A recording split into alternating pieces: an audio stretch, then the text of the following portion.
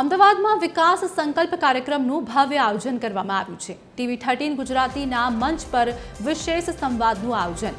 અમદાવાદના સર્વાંગી વિકાસ અને ભવિષ્યના આયોજનો પર મંથન કરવામાં આવશે। અમદાવાદમાં યોજાનારી કોમનવેલ્થ ગેમ્સ 2030ની તૈયારીઓની ચર્ચા થશે। સ્વચ્છતા અભિયાનથી લઈને શહેરની વિકાસ ગાથા પર આત્મમંથન કરવામાં આવશે। અમદાવાદને વૈશ્વિક સ્તરે લઈ જવા માટેના રોડમેપ પર ચર્ચા થશે। તો અમદાવાદના પ્રથમ નાગરિક હિતેશ બારોટની વિશેષ ઉપસ્થિતિ જોવા મળી છે। મહાનગરપાલિકાના કમિશનર બંછાનિધિ પાણી પણ ઉપસ્થિત રહ્યા હતા। અમદાવાદ મનપાની સ્ટેન્ડિંગ કમિટીના ચેરમેન કમલેશ પટેલ પણ હાજર રહ્યા છે। ટીવી 13 ગુજરાતીના એડિટર એન્ડ સીઈઓ દીપક રાજાણી પણ ઉપસ્થિત છે। ટીવી 13 ગુજરાતીના મેનેજિંગ ડિરેક્ટર મુન્નાભાઈ ગઢવીની ઉપસ્થિતિ જોવા મળી છે।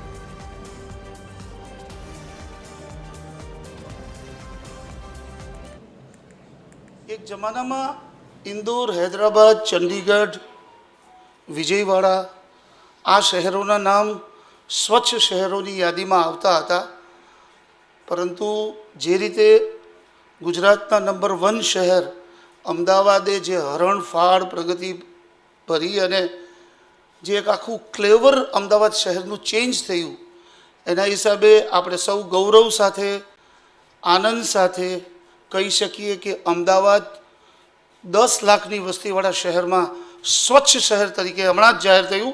આપણે તાલીઓના ગડગડાટથી વધાવીએ।